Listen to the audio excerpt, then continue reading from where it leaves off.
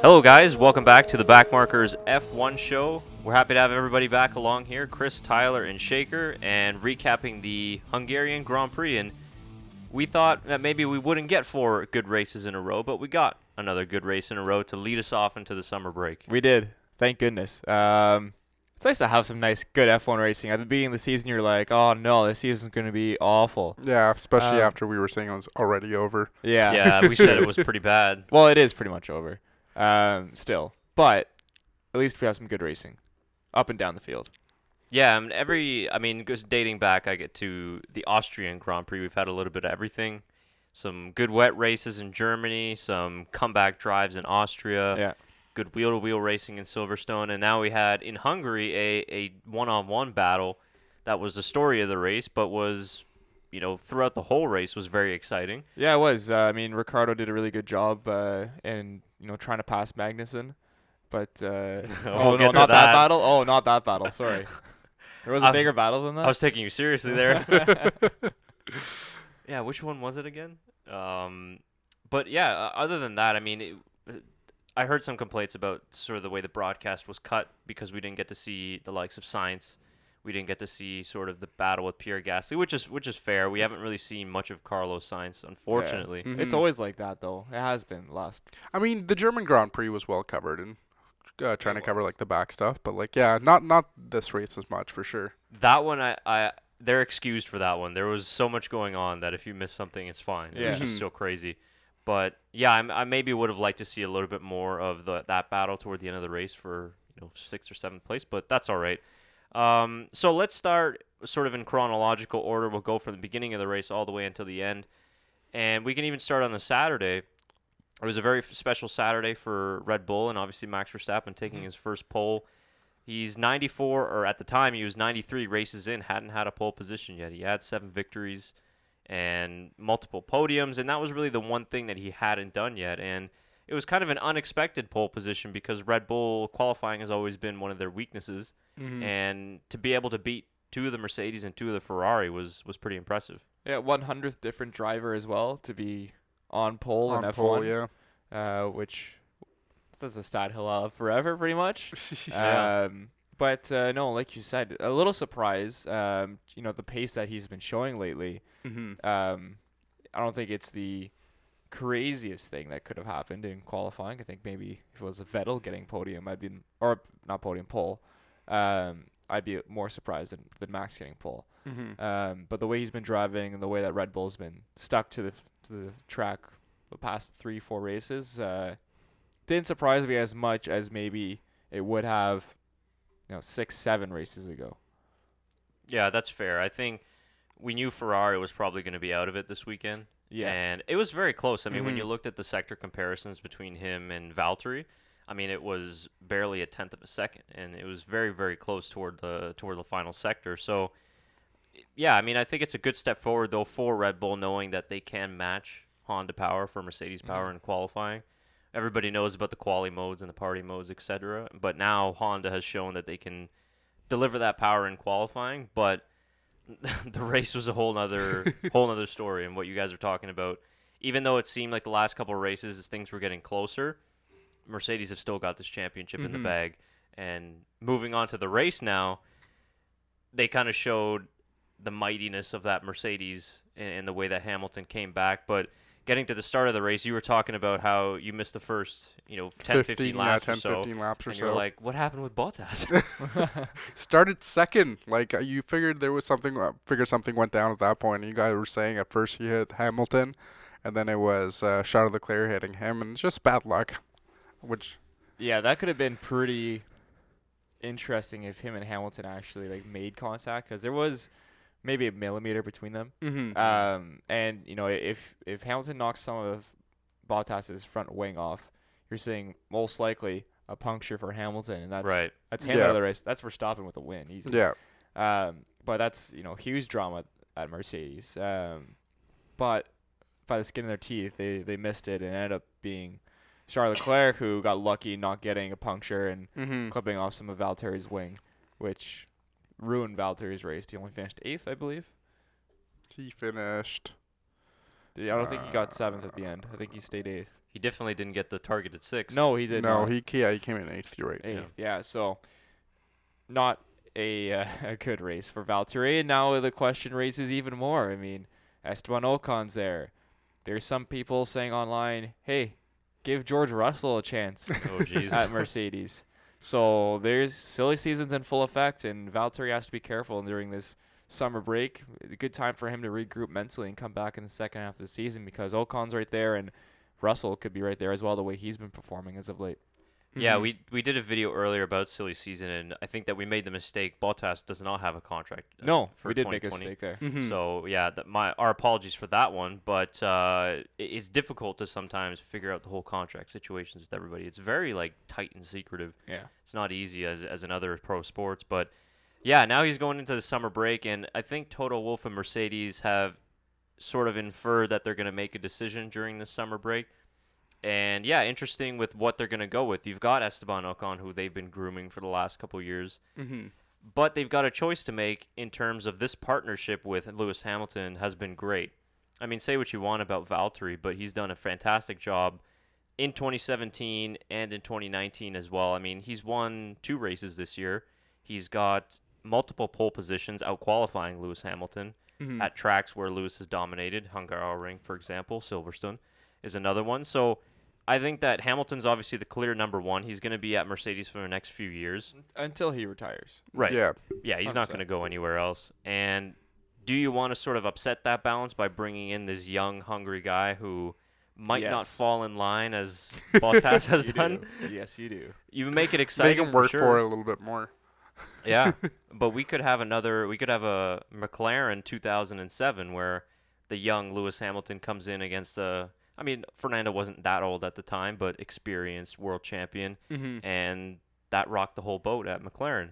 So I don't know. Personally, I think that Toto Wolff should just keep Valtteri in the seat because it's a perfect partnership for Lewis Hamilton. Valtteri plays an excellent role as a number 2 driver. He's capable of winning races. I think that this year show maybe he's not capable of winning a world championship, but you bring in Ocon, you've got a lot of uncertainty there. Just look at the whole Red Bull situation. Right? Yeah. And I mean, if Valtteri does get cut from the Mercedes team, where does he go? I think an interesting spot for him to go would be Red Bull. Yes, Take I think Gasly's so. seat. But if that's not available, does he go back to Williams? No, I don't Like, think where so. does he go? I don't. I think Red Bull might be the fit for him, but So I think that there's a couple. I think Valtteri, the decision on Valtteri Bottas will be a domino effect in the driver market because right now, the same how it was with Ricciardo last season. It's going to be the same because there's a few spots that could open up. I don't think he's going to go back to Williams because Haas. yes, you You read think? my mind. but we have. That's where I was going to. What about Alex Rossi. Alex Rossi? I know. The poor guy. I'd like to see him in there, Simon but I don't Pagenaud think. was at the race Yes, today. yeah, I waving did the see checkered that. flag. I don't good. think that's going to happen, but I think that I Haas. I think that's the only real opening that's there, other than Red Bull, like we said. But yeah, I think Red Bull would try to bring in a Red Bull driver into their team rather than try to go out. But here's the thing that Crofty and Brundle said on the broadcast about Romain Grosjean. If he didn't realize and say, listen, guys, let's go back to the Australia spec, Haas car, and see if it was faster, because things were great at the beginning of the season, and it's faster than their car right now. He could have saved Haas millions and millions and millions of dollars by going down the wrong development direction and saving their ass. And you have to think that into consideration as well. An experienced driver that knows how to develop a car is very, very important in a team. And That's I true. think that it might play a factor into Haas, because you could say he's saved Haas from complete embarrassment. Yeah, there's an argument for that for sure. I think though you have to look at his performances dating back to last season, for example, and at some points earlier this year. He's had some bad luck this year, Yeah. mechanical failure wise, but last year he made a lot of mistakes and a lot of silly mistakes. So I think that for Gunter Steiner's health, for his sake, His health. he's gonna get Romain Grosjean booted out of Haas. Yeah. But I think Valtteri would be perfect there because Valtteri's got a lot of experience now working in a world championship team. So you bring that over Yeah. to Haas, and he'll be able to do that just fine. The same way with Grosjean. I just think that they have to. You can't go back to the same driver lineup, in my opinion, if you're Haas, because it's not going anywhere. No. And you've Fair. given both, like I said, Kevin Magnussen, I think, is safe. You've given Grosjean a chance. He's done a little bit better than 2018, but he hasn't flourished just yet. So that's another option. I mean, they were the only team not to change the driver lineup other than Mercedes from last year. So, right. I mean, I could see a change coming into them, especially with them not performing at all this year, really. So Yeah, Ninth in the I'd agree. constructors. Yeah, exactly. So it's going to be interesting because, Red Bull's another one that I thought of too. If Red Bull want to go outside of the family, they've indicated they're going to keep Pierre Gasly until the end of the season. Now, from the last couple of races, that's hard for me to believe, but I just think that they don't have any other options at this point. no. No, they don't. I don't think Kvyat, they don't want to go down that road again. Albon, again, way too early for him. So, we're just going to wait to see what happens with Valtteri, because I think that'll decide a lot for next season. I think so too. But we'll see. So that was the first lap of the race. Yeah. Which, by the way, Esteban Ocon was probably grinning ear to ear. Oh, he was probably losing after his lap mind. 1. He's probably doing donuts himself in the Mercedes again. So, after lap 1, we had, obviously, which is weird because they replayed, like, the race start, like, within the second lap or something like that, which I found odd. But anyway, that really set Valtteri out of position. He had to make the early pit stop, and that was kind of race over for him at that point. Yeah. And Lewis and Max, they continued on with the battle. And it was an interesting battle for sure. I just wrote down the other, Pierre Gasly, who I wanted to mention, who lost 3 places on the beginning of lap 1, dropped all the way down to P9. And we were just talking earlier about the whole teammate situation. What a difference it would be for Verstappen and Red Bull at the Hungarian Grand Prix had they had that second driver in contention in that top 5. 100%. That really would have helped Max a lot in order to fend off Lewis Hamilton. Vice versa, probably. Well, he probably would have been third if Bottas was out, right? Like, you would have had that driver up in third, pressuring Hamilton. So if you pull the undercut, then Hamilton has to react, then Verstappen has room to wiggle. So Yeah, he's safe. Yeah, exactly. I don't So it just gets back to what we were saying before, where I kind of feel like they got to make a decision because it's hurting the team at this point. And I mean, literally, he's racing Alfa Romeos, which is Not well, I think. yeah, no, not well either. They didn't even pass Raikkonen. Yeah, No. exactly. So Did he pass Raikkonen? No. No. no, he didn't. Who came sixth? No, wait, No, he did. guys. Come Oh, sixth. He yes, did he come did. 6th, and He then did Kimi come was sixth. Sorry, yeah. Pierre. Yeah. Yeah. You're shitting on Pierre here. He couldn't pass Sainz.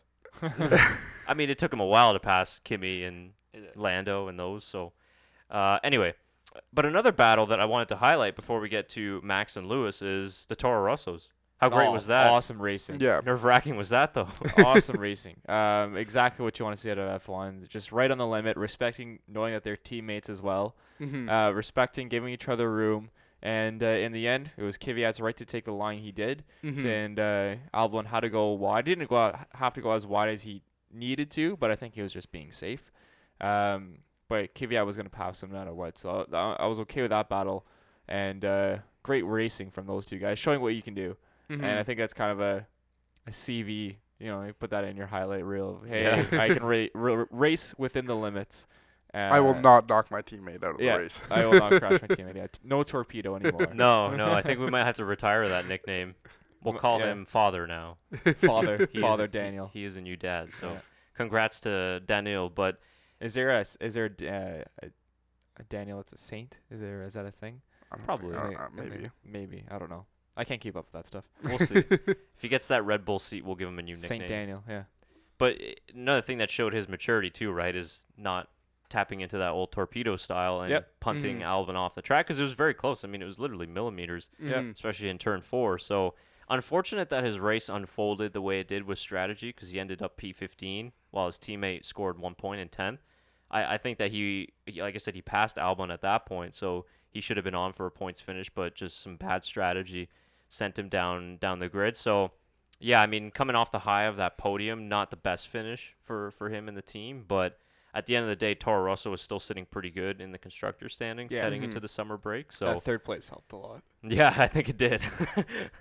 It leaped them ahead of Renault, which Renault's going to be losing their minds. Yeah, we'll get to. I got a couple things on Renault too, a little bit later on. So, but I really enjoyed that midfield battle. I'm glad that they showed that on the broadcast. So getting to Max Verstappen, Lewis Hamilton. Like we mentioned before, it was a great battle all the way throughout the race. But let's talk about the strategy call that really changed the entire outcome of the race. And I believe it was after the first round of pit stops where Hamilton. Correct me if I'm wrong. It might have been the second one, but Verstappen came out ahead of Hamilton, and he had like a 3 or 4 second gap. It was 6 seconds. Yeah. Yeah. And then at one First point, pit they stop. just like cut to Hamilton on Verstappen's gearbox. Do you remember that? Yeah, I do. But like, it's tough for us because in Canada we have commercials that like pop in It every happened once in a at- yeah. while. So it happened during a commercial. So like you come back kind of, and we're like, whoa, hold on here. Hamilton's within like a second of Verstappen. You're like, what happened? Yeah. Like we was only gone for 2 minutes, like maybe 2 laps. But yeah, no, it was the first pit stop round, and I was like, holy crap, he just kind of.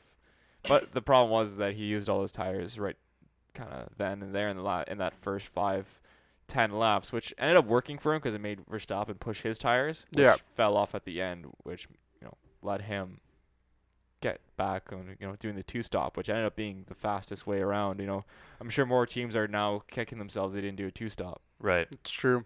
Well, I meant Red Bull really had that opportunity. If they made the call right away to switch Max on his tires, he was exactly, I think, 20.2 seconds or something ahead of Lewis Hamilton. If they made that call right away, we could have still seen Max fighting for number 1 there. The problem is, though, if you're in first place, you don't give up that track position, right? Because then you're saying to Lewis, okay, Lewis, stay out. They had 6 laps fresher hards. Probably could have made it to the end because Verstappen probably was 5 laps short, just about. So you could see Hamilton take it all the way. I think it just. I don't think you Max can make ended that up call. also setting fastest lap in like the last 3 laps of the race. If he was carrying the same pace, even faster than Lewis Hamilton, you don't think he would have still kept the number 1 position? I just don't think you make that call coming out of first to pit and go He on a would have 2-stop. he would have still been in second. He wouldn't have been like, it's not like he would have dropped down to like 5th or 6th. I know, but I don't know. I don't think you can make that call. Okay. No, it's It's a difficult, tie-breaking right? one. Yeah. I mean, everybody's saying, right, hindsight after the race, easy Yeah. to say, but I think I had an initial reaction to what Shaker's saying, which is like, well, they should have just pitted anyway, but I think looking back on it, they were sort of handcuffed into their strategy, and they went with the conservative, safe strategy, which was, we have first place, let's just play it out and hope that we can hang on until the end. And they were hoping that maybe Lewis gets stuck in some traffic, he makes a mistake, and I think I'd have to agree with Tyler to say that when you're first, you don't want to give up track position because you don't know what could happen, right? Yeah. And I think that for Mercedes and Lewis Hamilton, brilliant strategy call because they're looking at it saying, hey, listen, worst case, we end up P2. If we botch the pit stop, we'll still be second, but we won't be in for the fighting chance of the win, but we'll still finish second. Yeah. But yeah, I think after the race, they maybe could have, and Max would have been on Lewis's tail toward the end of the race, but I think after the race, it's very easy to say that they should have done this or should have done that. I think ultimately what it showed is that Mercedes had much better race pace than Red Bull. Regardless of the fact that Max was struggling with tires, I still think that Mercedes just had a superior car on race day, which is why they were able to get the win. And not to mention the fact that Lewis Hamilton drove like 22 perfect laps to get the race win. Yeah, it's true. Like, he didn't make any mistakes. No mistakes whatsoever, yeah. Funneled through all the traffic perfectly and then, pulled off a good overtake on Verstappen. So, yeah, at the end of the day, it was difficult. I know all the Dutchies out there will be very disappointed when they saw Hamilton overtaking Verstappen, but yeah, it was close. I thought he was going to end up doing it, but... Well, at first, I was like, he was only getting about a second a lap, and I was like, it was tight. He's going to be 3 seconds short. Like, he's not going to get there. But then Max's tires just fell right off the cliff. I think it was the last, 12 laps or something. It just was not happening for him. So at that point, it was like, all right, well, the inevitable is happening here now. So I guess I was surprised that Mercedes rolled the dice and Red Bull didn't. Yeah. Because Red Bull... Usually it's the opposite. Yeah, because, Red Bull really doesn't have much to lose. And I guess to Shaker's point, they would have had second place, right? That's just, why not just roll the dice, pit him the lap after, put him on some softs or some medians, and give him. I mean, they gave him full engine power to set the fastest lap, and when he was defending, so why not just roll the dice and see what happens? But yeah, I guess I was a little bit surprised that they went safe on their strategy, but at the time, I think they thought it was the right move. And it's tough when you're giving up P1. Not many teams are just going to give up P1 like that. So, yeah. But all in all, I think that Mercedes just made the right call. 100%. Great strategy. One of the best strategy calls of the year. Still not as good as Lance Stroll from last week. But brilliant. Racing Point. Led the race for about 3 2 seconds. corners. But that was fun. That was fun to see.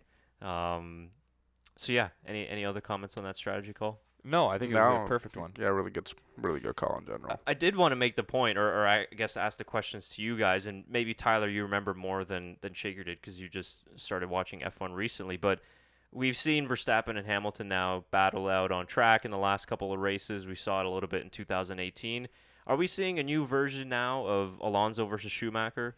Because the rivalry is somewhat similar. You've got Lewis, who's 34, multiple-time world champion, sort of on his way out of the sport, versus the new young gun in Max Verstappen coming in, extremely talented, already a race winner, similar to how Alonso was. And we remember back to 05 and 06, even at the end of 04, they had a lot of similar amazing on-track battles. One here at Hungary, at Imola. So we're kind of seeing a new version of this. Are we going to get to see those battles for world championships possibly in 2020? Yeah, I think that's probably the right comparison. I mean, you could say the same thing with Sebastian Vettel coming into the sport too. He was a race winner in Toro Rosso, but coming in and challenging for world championships. So and against, I guess there wasn't really as many consistent world champions at that point in the lineup when Vettel. So maybe the right comparison would be Alonso and Schumacher, but it's tough. It's tough because Schumacher. Is Hamilton at the Schumacher iconic level yet? I mean, he's breaking all his records, so probably. He's 10 race victories away from equaling his all-time I think record. Once he gets that, he's pretty much the up best there. of all time. Yeah, I mean, it's hard to... I mean, everybody will obviously have their personal favorites, but statistically, yeah. I mean, he'll probably broken every record there is to break, really. Yeah, will he break 7 world counts. titles? I mean, probably. Very close. He'll have 6 at the end of this year. Yeah. I mean, you could see it.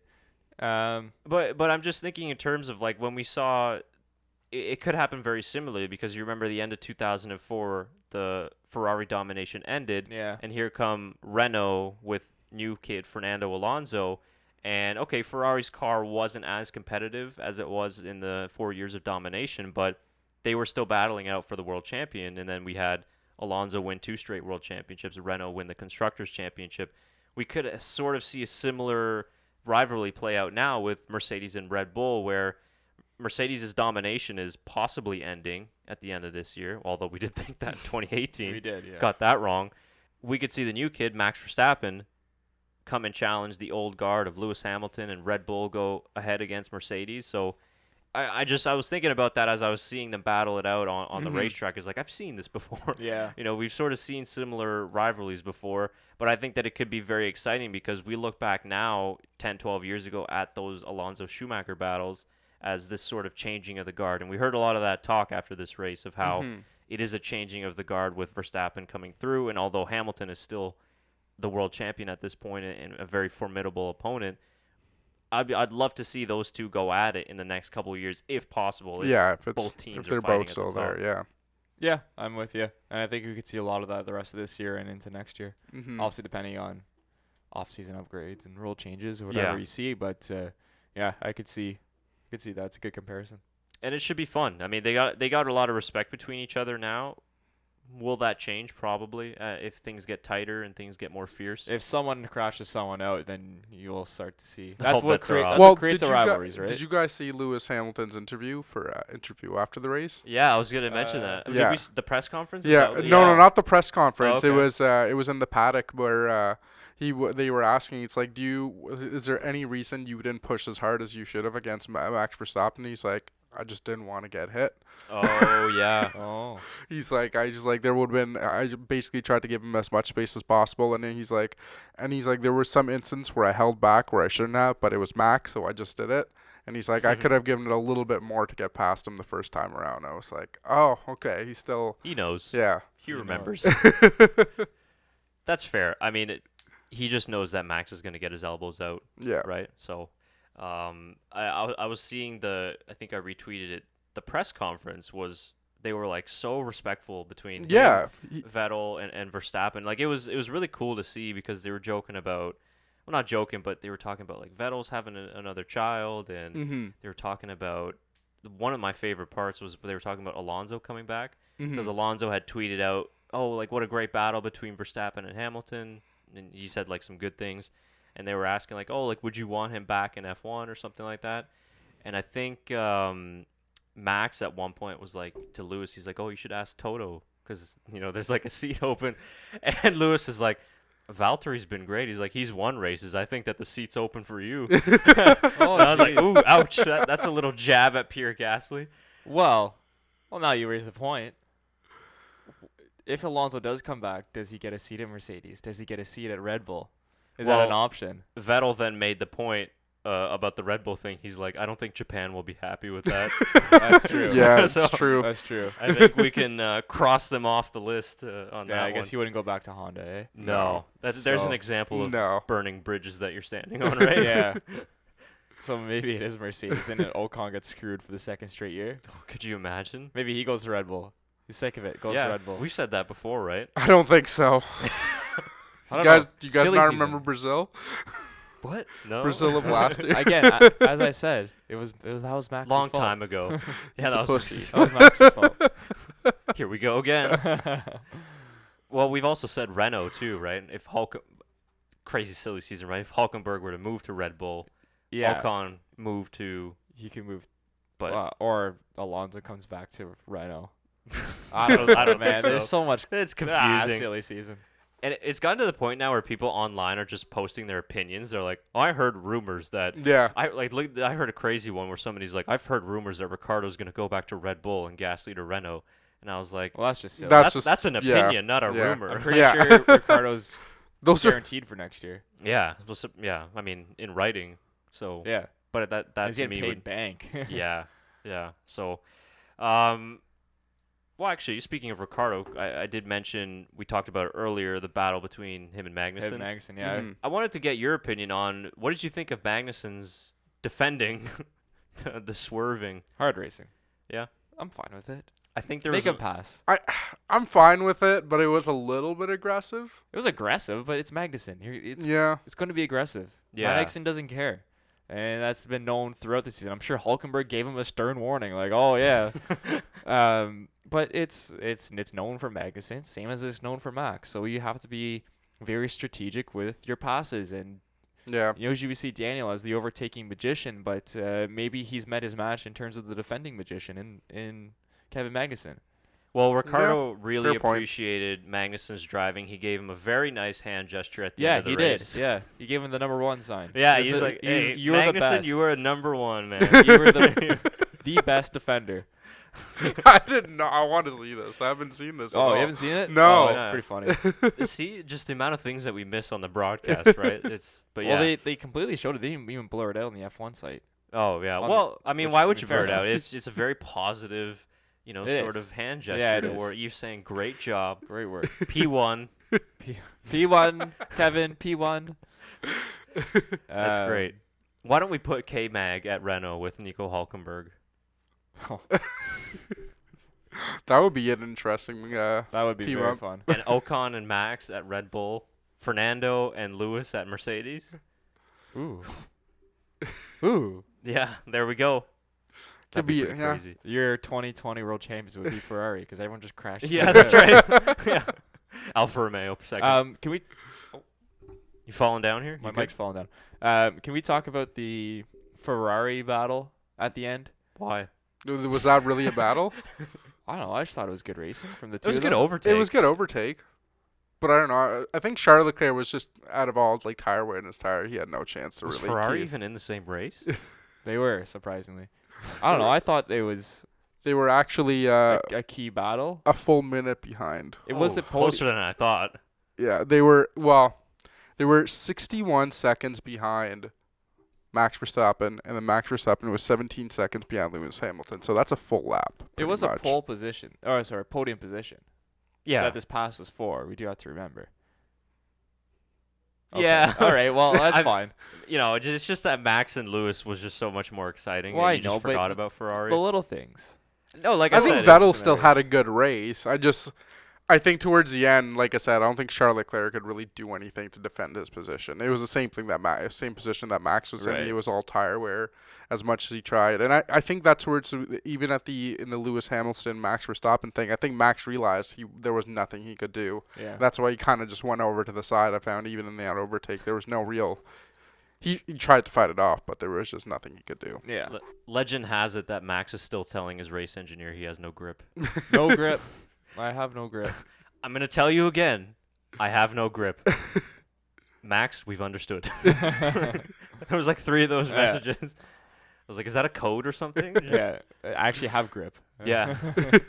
But yeah, nonetheless, I guess for Ferrari, when you look at it, they were supposed to be the 3rd best team this weekend, and they ended up on a podium, whereas probably Valtteri should have been on the podium. So Yeah, probably. yeah, from that That standpoint. was what my race prediction was. It Yeah. was Lewis first, Max second, Valtteri third. Mm-hmm. So Pretty I think you close. had yours. Yours was similar, right? I think I had Max first. Oh yeah, you Yeah, had you Max guys were first. very So close. like Yeah. right there, pretty much. I think it was pretty much drawn up. That's how it was supposed to be, barring an incident, and Bottas got that incident. Yeah. Mm-hmm. And I guess finishing P3, especially for Vettel, was very good heading into the break. Yeah. Yeah. All the sort of issues that he had leading up to this race that none of his fault were qualifying issues, things like that. To be able to finish P2 in a great race in Germany and then another P3 here is at least a positive for Ferrari. 2 straight podiums. And he was even saying that he's feeling much more comfortable in the car than he did at the beginning of the race, Yeah. beginning of the year. So I mean, in qualifying, he had the fastest first sector, and then obviously the car just falls apart in the second. technical Mhm. bits. So, yeah, I mean, I think the summer break is going to be good for Ferrari, and maybe they can reassess and have some strong races right after the break.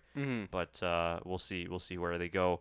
I wanted to just quickly touch on Daniel Ricciardo. I think we mentioned this maybe before the German Grand Prix about the sort of legal battle that he's undergoing now with his former manager or advisor. I don't know what the exact title is. Did you guys hear about this? No. So if you remember in the Netflix series, Glenn Beavis, the bald guy who was with Ricciardo, they were kind of talking about contract. yeah. That was his manager or advisor since 2012 when Ricciardo first entered F1. And Glenn Beavis has filed a sort of this whole legal proceeding saying that Ricciardo owes him over like 10 million euros in sort of unpaid dues. So I was reading into this, and it just gets back to his contract situation with Renault because he's saying that he owes him around 10 million euros. And that's about the reason why is because he wanted 20% commission off of the deal that they made with Renault. Ricciardo's saying that deal was never in place. Like there was never any agreement that I'm going to give you 20% off of contracts, bonuses, that type of thing. He just sort of gave him like a monthly pay for his services. Right. And then every sort of sponsorship deal, he would maybe give him 10-20% of that. Right. Up to his discretion. But according to Ricciardo, there was never a set deal in place to say that, okay, you're going to get 20% of my F1 earnings. Yeah.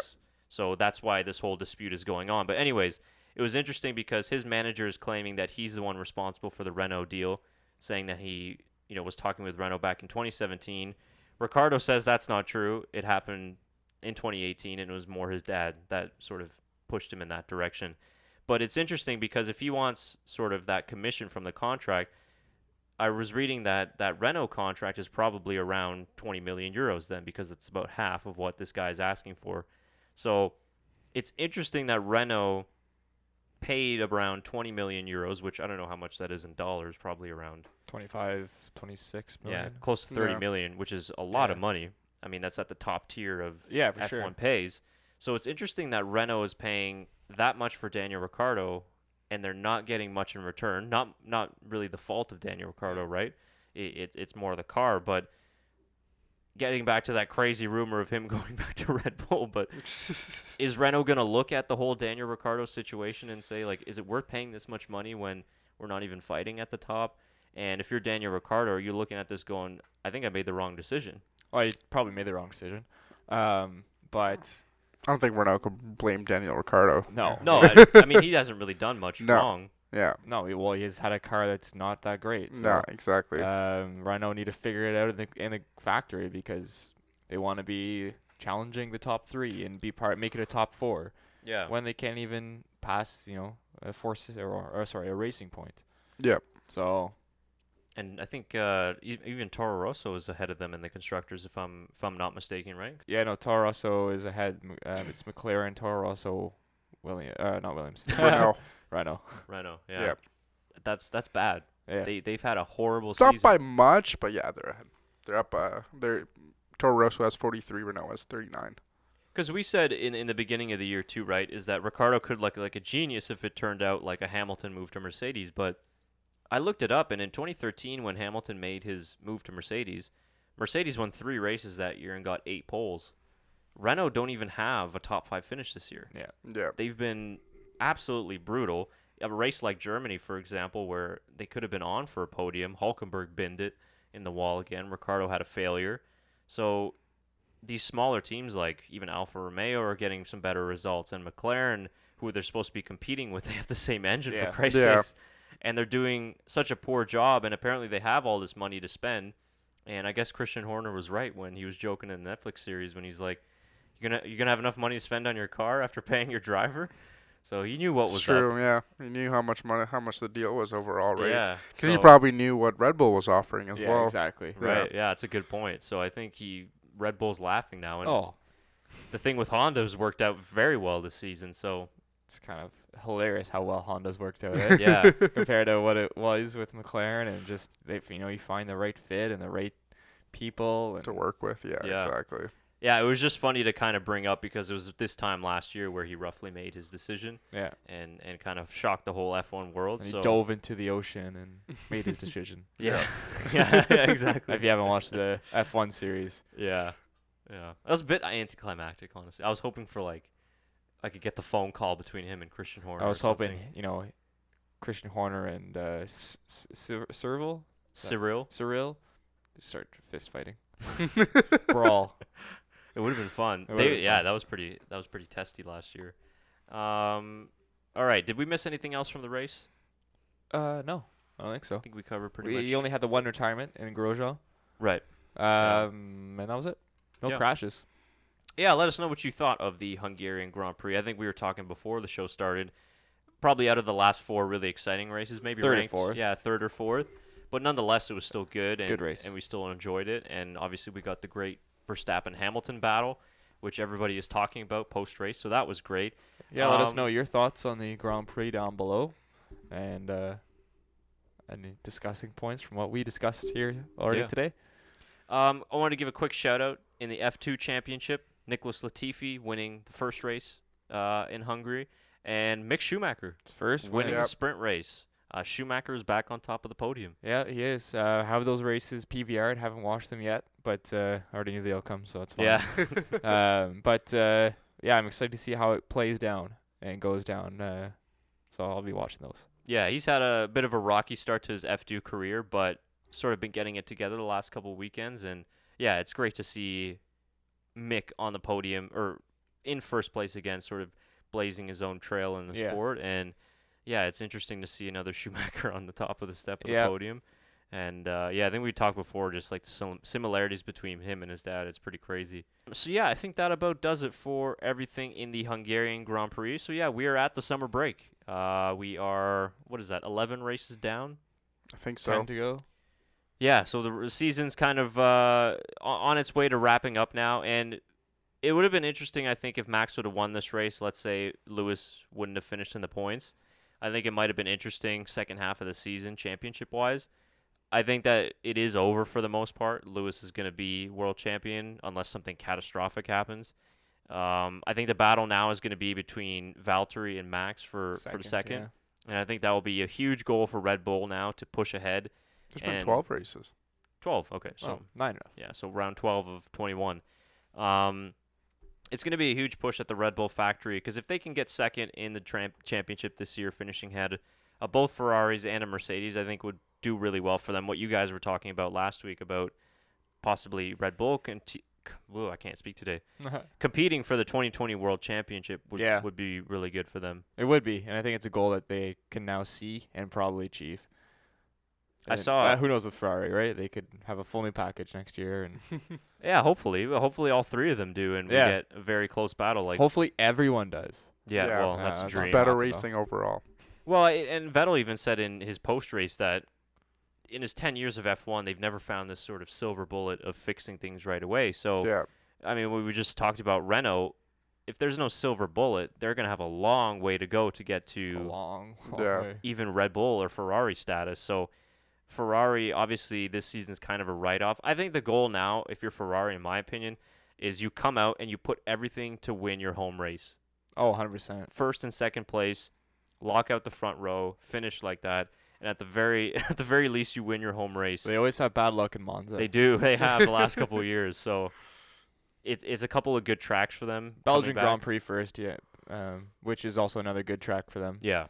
It's a good track for everyone. There's a lot of everything in that racetrack. It's one of my favorites of the year. Yeah. Spa.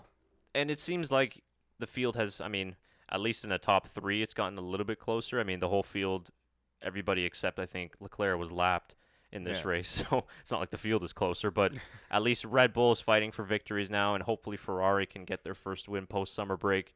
It's been a year now since Vettel has won a race. Obviously, last year, Spa, coming back after the summer break. So at the very least, if we can get post-summer break, multiple teams winning races, Red Bull one race, Mercedes the next, Ferrari the next, it'll be at least a good end to this season. Because the last four races have certainly made up for the dismal start to the year. Yeah, for sure. Yeah. We had maybe like one exciting race. 100%. No real action. Yeah. Yeah, exactly. So yeah, that should about do it for us. We've got our new power ranking series coming out in the next couple of days. So it's just the power rankings as decided by the three of us. So we're not going by the F1 website. It is just our own opinion. So that'll be released in the next couple of days, so you guys can get in your comments there, debate who you think should be in the top 10. I think we got a lot of drivers moving around the ranking system after the last couple races. Yeah, we do. So that should be pretty exciting. We're closing in on 1,000.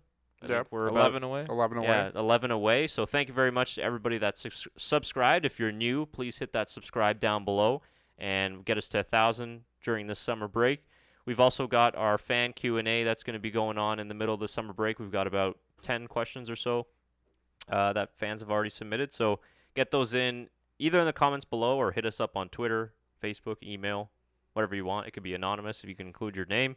It's up to you. Yeah, that'd be great to hear from the fans. Yeah, so we won't be that quiet during the summer break. We'll have those out, and we could even maybe do kind of a mid-review while we're doing that one as well. Yeah, we'll have stuff. Something, Stuff that gets you through. Still a little taste in your mouth of F1. Yeah, it won't be that long. Oh, They're back on August 30th, so 3 weeks. yeah, I think it's a deserved break for everybody in the F1 community. Yeah. So yeah. All right. Good. That's good for I me. think that's for it me. for me, yeah. Okay. All right. Have a good day, everyone. We'll see you in the next couple of weeks.